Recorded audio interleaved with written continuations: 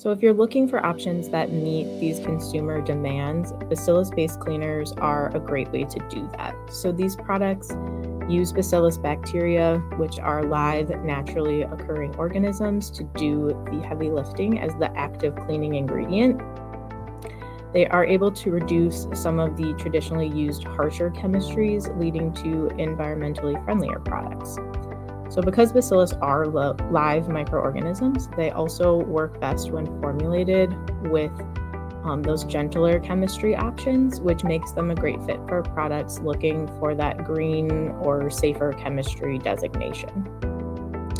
All of these reasons are likely part of why the market for microbial-based cleaning products continues to grow.